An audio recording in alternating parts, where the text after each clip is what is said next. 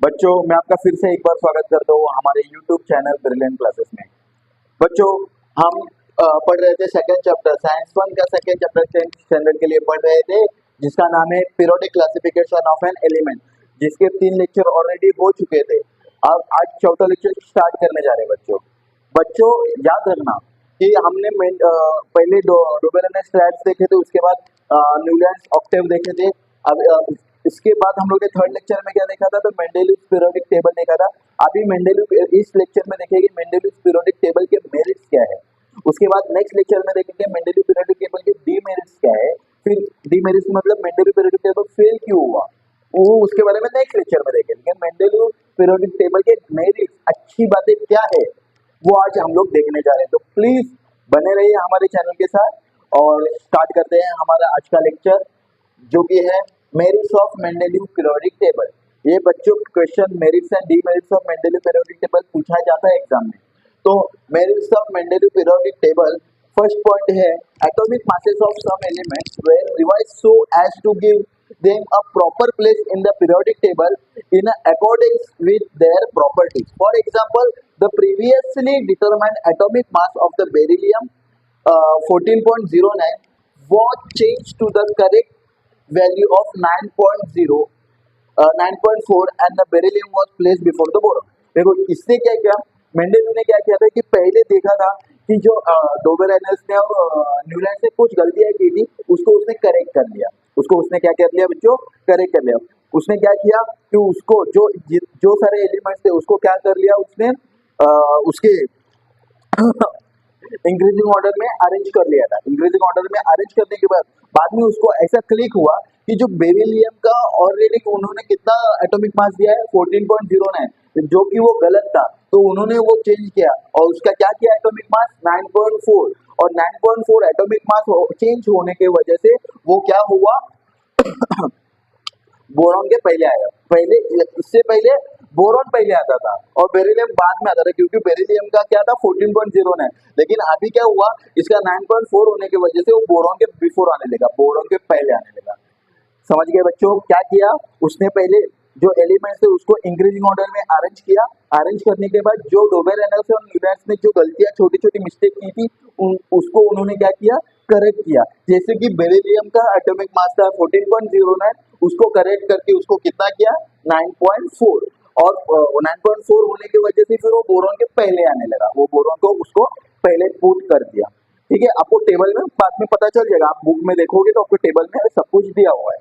Okay, second point है Mendeleev kept vacant place in the periodic table for the elements not discovered till then. 3 of these unknown elements were given the names eka boron, eka aluminium and eka silicon. देखो जो Newlands थे जो हफ्ते हम लोग ने पढ़ा था, तो उसने ऑलरेडी 56 ऑलरेडी बॉक्सेस बना चुका था।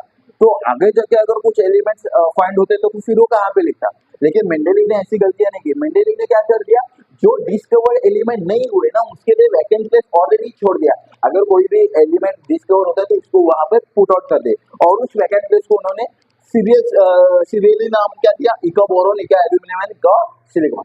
देखो सेकंड पॉइंट क्या है, जो डोबेरेन और न्यूलैंड्स ने गलतियां की थी कि ऑलरेडी कुछ वैकेंट प्लेस किसी को छोड़ा नहीं था, इसने क्या किया, सबको क्या कर दिया वैकेंट प्लेस, जो नए एलिमेंट फाइंड आउट हो गए फ्यूचर में उसके लिए क्या कर दिया वैकेंट प्लेस ऑलरेडी छोड़ दिया था, और उस वैकेंट प्लेस को नाम दिया था इका boron, eka aluminium and eka silicon. समझा बच्चों।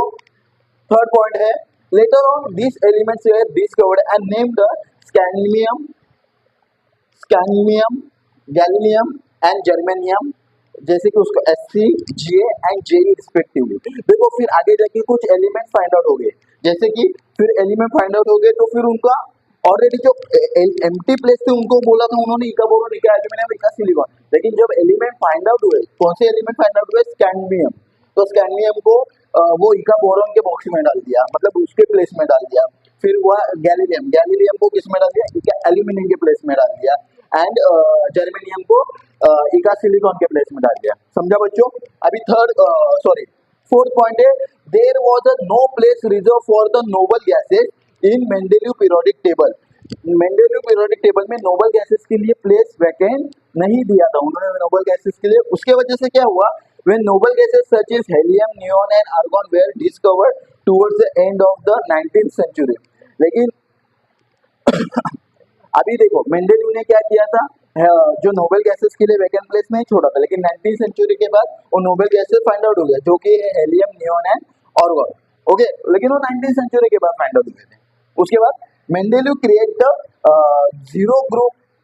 zero group without the disturbing the original periodic table in which the noble gases were the fitted very well. देखो नोबेल गैसेस के लिए उन्होंने ऑलरेडी प्लेस छोड़ा ही ना था, लेकिन उन्होंने उसके लिए एक जीरो ग्रुप बनाया था कि वो जानते थे, थोड़ा सा आगे के सोचते थे, इसलिए वो जानते थे कि अगर नोबेल गैसेस फाइंड आउट हुआ, मैंने प्लेस तो नहीं छोड़ा, लेकिन उसके लिए उन्होंने एक जीरो ग्रुप बनाया था ताकि नोबेल गैसेस तभी फाइंड आउट हो तो वहां पर वो फिट कर सके। समझा बच्चों, अच्छी तरह से समझा। ये 5 पॉइंट है, 5 पॉइंट अच्छी तरह से लिखो और आपको अच्छी तरह से मार्क्स मिल जाएंगे merits of Mendeleev periodic table. अच्छा, अच्छी तरह से मैंने आपको एक्सप्लेन कर दिया है बच्चों, एक बार स्क्रीनशॉट ले लो। ओके, और बच्चों मैं प्लीज आपको रिक्वेस्ट करता हूँ कि इसके बाद मैं एक मैं आपको बताता हूँ, इसके बाद हम लोग देखेंगे demerits of Mendeleev periodic table, लेकिन वो मैं लेक्चर 5th में नेक्स्ट लेक्चर में स्टार्ट करूंगा।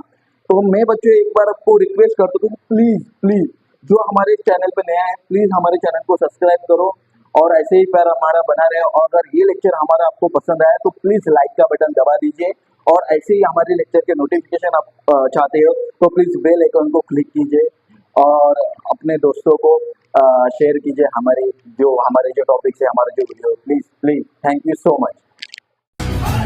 हमें टेंशन नहीं है, आप दाढ़ी वाले सर मिल गए हैं।